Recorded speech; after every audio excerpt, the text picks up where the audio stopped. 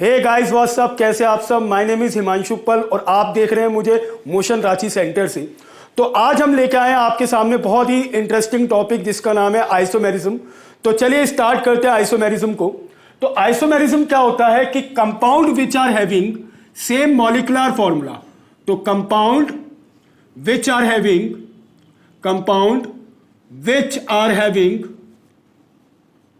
Same molecular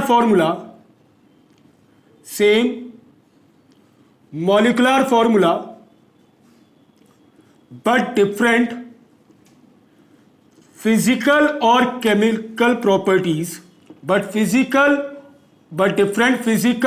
chemical properties और both। तो ऐसे कंपाउंड जिनका मॉलिक्यूलर फॉर्मूला तो क्या होता है, सेम होता है, लेकिन फिजिकल और केमिकल प्रॉपर्टीज क्या होती हैं, डिफरेंट। तो ऐसे कंपाउंड को हम लोग क्या बोलते हैं, आइसोमर्स, और उनके फिनोमिना को क्या बोला जाता है, आइसोमेरिज्म। जैसे मैंने लिखा C2H6O, यहां पर क्या लिखा, C2H6O, इसको ऐसे लिख दिया CH3CH2OH। IUPAC नेम क्या हो गया इसका, इथेनॉल। क्या नाम हो गया, इथेनॉल। जब इथेनॉल का बॉइलिंग पॉइंट देखा तो इथेनॉल का बॉइलिंग पॉइंट कितना निकला, 78 डिग्री सेल्सियस। वहीं मैंने ले लिया CH3OCH3, इसका नाम क्या है, मिथऑक्सीमीथेन। क्या नाम है, मिथऑक्सीमीथेन। तो अगर आप यहां पर ध्यान दो तो इसका बॉइलिंग पॉइंट 78 डिग्री सेल्सियस, इसका 23 डिग्री सेल्सियस। क्या दोनों का बॉइलिंग पॉइंट अलग है। जैसे ही मैंने इसकी रिएक्शन सोडियम मेटल के साथ कराई तो हाइड्रोजन गैस क्या हुई, लिबरेट। वहीं इसकी रिएक्शन मैंने सोडियम मेटल के साथ कराई लेकिन हाइड्रोजन गैस लिबरेट नहीं हुई। तो देखिए दोनों का मॉलिक्यूलर फॉर्मूला क्या था, सेम, लेकिन दोनों की फिजिकल और केमिकल प्रॉपर्टीज क्या थी, डिफरेंट थी। तो ऐसे कंपाउंड्स को क्या बोलते हैं हम लोग, आइसोमर्स। क्या बोलते हैं, आइसोमर्स। जैसे एक फॉर्मूला हमने ले लिया C3H6O2। क्या ले लिया, C3H6O2। भाई साहब हमने इन दीदी का हाथ लिया, ठीक है, और एक फॉर्मूला बनाया इससे CH3CH2COOH। क्या नाम है इसका, प्रोपेनोइक एसिड। दीदी का हाथ लिया और प्रोपेनोइक एसिड की बाल्टी में डाल दिया। तो प्रोपेनोइक एसिड क्या करेगा, दीदी के हाथ के साथ रिएक्शन कर लेगा। हो सकता है हाथ बाहर निकालो तो बाहर ही ना आए, ठीक है, कुछ शेष बाहर आए। तो प्रोपेनोइक एसिड क्या होता है, मतलब मॉलिक्यूलर फॉर्मूला इसका क्या है, C3H6O2। इससे क्या बना, प्रोपेनोइक एसिड। वहीं हमने ले लिया CH3COOCH3, इसका नाम क्या है, मिथाइल इथेनॉइड। यानी कि दोनों का मॉलिक्यूलर फॉर्मूला तो सेम था, दोनों का मॉलिक्यूलर फॉर्मूला क्या था, सेम, लेकिन दोनों की फिजिकल और केमिकल प्रॉपर्टीज क्या थी, डिफरेंट। जब इस बाल्टी में हमने दीदी जी का हाथ डाला तो स्मेल आने लगी, कैसी, फ्रूटी स्मेल। कैसी आई, फ्रूटी स्मेल। मतलब दोनों का मॉलिक्यूलर फॉर्मूला तो सेम था लेकिन फिजिकल और केमिकल प्रॉपर्टीज क्या थी, डिफरेंट थी। तो ऐसे कंपाउंड को हम लोग क्या बोलते हैं, आइसोमर्स। क्या बोलते हैं, आइसोमर्स। और उनके फिनोमिना को क्या बोला जाता है, आइसोमेरिज्म। चलिए आगे की बात करते हैं थोड़ी सी। तो आइसोमर्स या आइसोमेरिज्म जो होते हैं, ठीक है, वो दो टाइप के होते हैं। कितने टाइप के होते हैं, दो टाइप के होते हैं। एक होता है स्ट्रक्चरल आइसोमर्स और एक होता है स्टीरियो आइसोमर्स। एक होता है हमारा स्ट्रक्चरल आइसोमर्स, एक होता है हमारा स्ट्रक्चरल और एक होता है हमारा स्टीरियो आइसोमर्स। तो स्ट्रक्चरल आइसोमर्स कौन से होते हैं, ऐसे कंपाउंड जिनका मॉलिक्यूलर फॉर्मूला तो क्या होता है, सेम। मॉलिक्यूलर फॉर्मूला क्या होगा, सेम।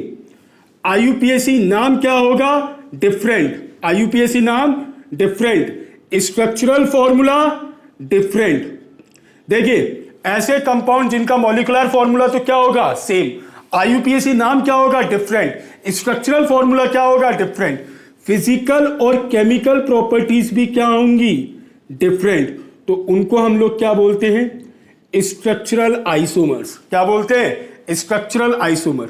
जैसे मैंने लिखा C2H6O लिखा, इसका फॉर्मूला बनाया CH3CH2OH। नाम क्या है इसका, इथेनॉल। वहीं CH3OCH3, इसका नाम क्या है, मिथऑक्सीमीथेन।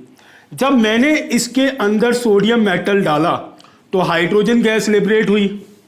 जब सोडियम मेटल इसमें डाला तो हाइड्रोजन गैस लिबरेट नहीं हुई। इसका मतलब क्या था, दोनों का मॉलिकुलर फॉर्मूला तो क्या था, सेम, लेकिन आईयूपीएसी नाम देखो तो इसका नाम है इथेनॉल और इसका नाम क्या है, मिथऑक्सीमीथेन। तो दोनों का मॉलिकुलर फॉर्मूला सेम है लेकिन आईयूपीएसी नाम क्या है, डिफरेंट, स्ट्रक्चरल फॉर्मूला भी क्या है, डिफरेंट, फिजिकल और केमिकल प्रॉपर्टीज भी क्या है, डिफरेंट। तो ऐसे आइसोमर को क्या बोलेंगे, स्ट्रक्चरल आइसोमर। दूसरे आते हैं स्टीरियो आइसोमर। स्टीरियो आइसोमर कौन से होते हैं, जिनका मॉलिकुलर फॉर्मूला तो क्या होता है बेटा, सेम, आईयूपीएसी नाम भी क्या होगा, सेम, स्ट्रक्चरल फॉर्मूला भी क्या होगा, सेम, लेकिन arrangement of atom in 3D, 3 dimensional में जो अरेंजमेंट होता है किसका, एटम्स या ग्रुप्स का, वो क्या होता है, डिफरेंट होता है। तो उनको हम लोग क्या कहते हैं, स्टीरियो आइसोमर्स। जैसे मैंने एक फॉर्मूला लिखा CH2 डबल बॉन्ड CH, यहां पर Cl और यहां पर भी Cl। अब देखिए यहां पर अगर ये फॉर्मूला लिखा हुआ है तो इस तरीके से कार्बन डबल बॉन्ड कार्बन, एक हाइड्रोजन इधर एक क्लोरीन इधर, एक हाइड्रोजन इधर एक क्लोरीन इधर, इसको बोलते हैं सिस फॉर्म। क्या बोलते हैं, सिस फॉर्म। इसी तरीके से मैंने इधर लिख दिया कार्बन डबल बॉन्ड कार्बन, एक H इधर एक H इधर, एक Cl इधर एक Cl इधर, इसको बोलेंगे हम लोग ट्रांसफॉर्म। यानी कि सेम मॉलिक्यूल सेम साइड आया तो बोलते हैं सिस, अपोजिट आया तो ट्रांस। लेकिन इसका अगर आप देखो तो मॉलिकुलर फॉर्मूला दोनों का क्या है, सेम। आईयूपीएसी नाम भी लिखोगे तो इसका नाम क्या आएगा, 1,2 डाइक्लोरोइथीन। ठीक है, दोनों का आईयूपीएसी नेम भी क्या है, सेम, लेकिन अंतर क्या है, अंतर है एरियल डिस्टेंस का। मतलब अगर क्लोरीन क्लोरीन सेम साइड आया तो बोलेंगे सिस, अपोजिट आया तो ट्रांस, सेम साइड आया तो सिस, अपोजिट आया तो trans, same molecule same side तो सिस, अपोजिट तो ट्रांस। तो यानी कि यहां पर सेम मॉलिक्यूल सेम साइड आया तो बोलेंगे सिस, अपोजिट आया तो ट्रांस। मतलब स्टीरियो आइसोमर्स में क्या होता है, 3 डायमेंशनल में जो एटम्स होते हैं उनका अरेंजमेंट क्या हो जाता है बेटा, डिफरेंट। यानी कि यहां पर मान लो एरियल डिस्टेंस L है तो यहां पर मोर देन L होगी, और एरियल डिस्टेंस बदलने से क्या बदलता है, फिजिकल और केमिकल प्रॉपर्टीज बदल जाती है। जैसे हम आगे पढ़ेंगे कि ट्रांस का मेल्टिंग पॉइंट ज्यादा होता है किसके कंपैरिजन में, सिस के कंपैरिजन में। तो ये सारी बातें हम लोग आगे सीखेंगे। तो स्टीरियो आइसोमर समझ में आया। तो ऐसे कंपाउंड जिनका मॉलिकुलर फॉर्मूला क्या होगा, सेम होगा, आईयूपीएसी नाम भी क्या होगा, सेम होगा, स्ट्रक्चरल फॉर्मूला भी क्या होगा, सेम होगा, लेकिन 3 डायमेंशनल में जो अरेंजमेंट है एटम्स या ग्रुप का वो क्या हो जाएगा, डिफरेंट। तो उनको हम लोग क्या बोलेंगे, स्टीरियो आइसोमर्स। बोलो बात समझ में आती है। चलिए अब आगे देखते हैं। तो आगे की कहानी स्टार्ट करते हैं। तो स्ट्रक्चरल आइसोमर्स को और स्टीरियो आइसोमर्स को हम लोग ने कैटेगरीज में डिवाइड किया गया। स्ट्रक्चरल आइसोमर्स को बोल के कितने टाइप होते हैं, एक होता है चेन आइसोमर्स, एक होता है चेन आइसोमर्स, दूसरा होता है पोजीशन आइसोमर्स,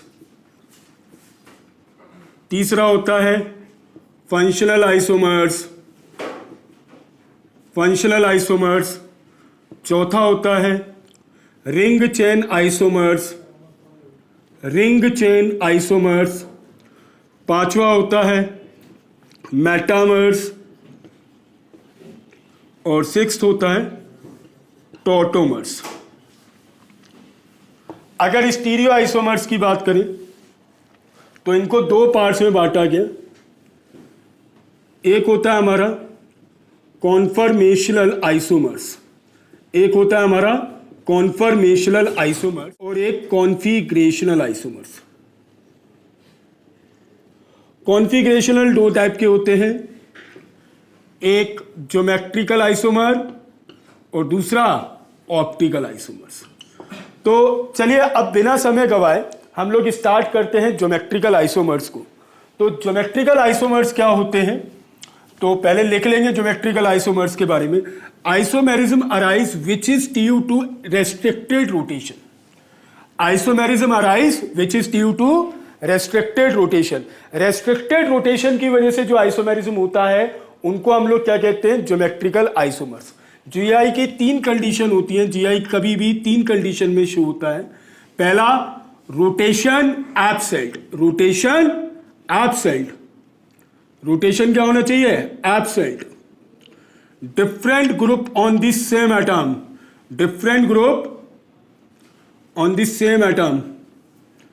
और तीसरा होता है लाई इन द सेम प्लेन। तीसरी कंडीशन क्या है? लाई इन द सेम प्लेन। तो मतलब जीआई शो करने के लिए तीन कंडीशन होती है, rotation absent, different group on the same atom, lie in the same plane. तो कंपाउंड क्या शो करेगा? जीआई। जैसे मान लीजिए कि यहां पर कार्बन और कार्बन के बीच में क्या है? Double bond. अगर कार्बन कार्बन के बीच में सिंगल बॉन्ड होता है तो क्या प्रेजेंट होता है? Free rotation. जैसे मान लो कि ये एक कार्बन एटम है, ये एक कार्बन एटम है, तो सिंगल बॉन्ड है तो क्या प्रेजेंट है? सिंगल बॉन्ड है तो इनमें क्या प्रेजेंट है? फ्री रोटेशन प्रेजेंट है। वहीं अगर डबल बॉन्ड आ गया तो रोटेशन क्या हो गया? एब्सेंट हो गया। या ट्रिपल बॉन्ड आ गया तो रोटेशन क्या हो गया? एब्सेंट हो गया। या साइक्लिक रिंग आ गई तो भी रोटेशन क्या हो गया? एब्सेंट हो गया। अब मान लो कार्बन कार्बन डबल बॉन्ड आ गया तो रोटेशन क्या हो गया? एब्सेंट। अब मान लो यहां पर सलमान खान लगा है और यहां पर ऐश्वर्या राय, यहां पर कैटरीना कैफ लगी है और यहां पर विकी कौशल। मान लो रोटेशन क्या है? Absent, different group on the same atom, different group on the same atom. अब लाइन दी सेम प्लेन, मतलब अगर इसकी हाइब्रिडाइजेशन sp2 है तो इसकी भी हाइब्रिडाइजेशन क्या है? sp2। तो मतलब ये तीन कंडीशन पे ये कंपाउंड क्या शो करेगा? जीआई। तो रोटेशन क्या हो गई? Absent, different group on the same atom, different group on the same atom, line the same plane. तो कंपाउंड क्या शो करेगा? जीआई शो करेगा। अब जैसे कार्बन डबल बॉन्ड कार्बन, यहां पर हाइड्रोजन, यहां पर हाइड्रोजन, यहां पर CH3 और यहां पर CH3।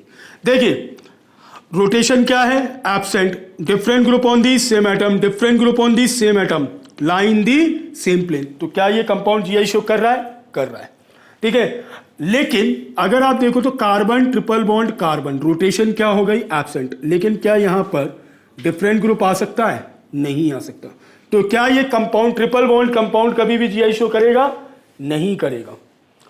तीसरी बात, साइक्लिक रिंग की अभी थोड़ी देर बाद बात करेंगे। क्या हमें यह बात क्लियर हो गई कि जीआई कहां कहां शो होता है? रोटेशन क्या होनी चाहिए? Absent, different group on the same atom, different group on the same atom, line the same plane.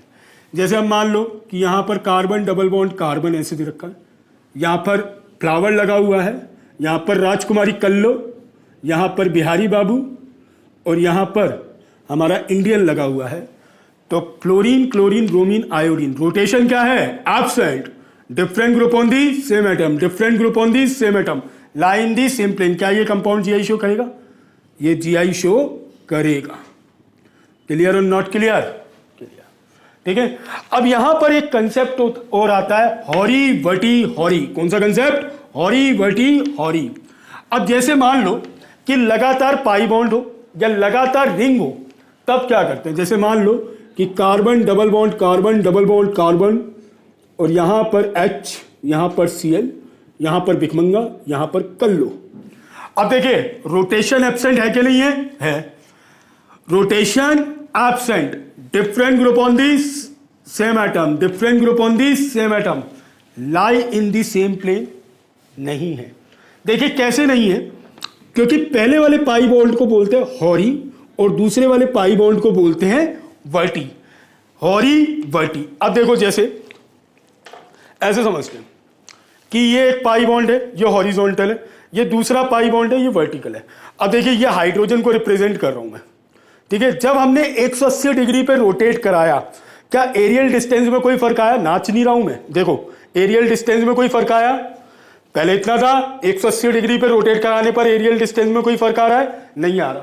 तो बताइए कि रोटेशन तो एब्सेंट हो गई, डिफरेंट ग्रुप भी सेम एटम पर आ गए, लेकिन 180 डिग्री पे रोटेट कराने पर एरियल डिस्टेंस ही नहीं बदला, तो इसका मतलब जीआई शो करेगा? नहीं करेगा।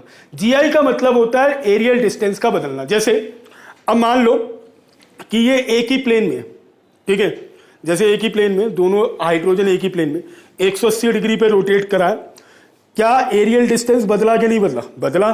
ठीक है। पहले मान लो L है तो अब मोर देन L हो गया। तो इसका मतलब क्या है कि हॉरी वर्टी का मतलब सिस, जीआई का मतलब है सिस और trans, same molecule same side cis, opposite आया trans, same molecule same side cis, opposite आया ट्रांस।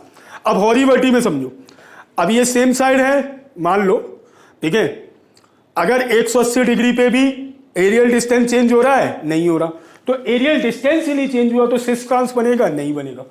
तो ध्यान रखना हॉरी वर्टी जब भी ऐसा आ जाए तो ये एक प्लेन में लाए नहीं करते, एक हॉरिजॉन्टल है तो दूसरा वर्टिकल है। अब बिजली की रफ्तार से बताइए, carbon double bond carbon double bond carbon double bond carbon, different group लगे हुए हैं, यहां पर H, यहां पर Cl, यहां पर H, यहां पर Cl, ऐसे मान लो। अब तो पहला क्या होगा, हॉरी वर्टी हॉरी, क्या रोटेशन एब्सेंट, बिल्कुल rotation absent, different group on the same atom, different line the same plane, बिल्कुल, क्योंकि पहला पाई बॉन्ड भी हॉरी है और लास्ट वाला पाई बॉन्ड भी हॉरी है, तो ये एक ही प्लेन में लाए कर रहे हैं।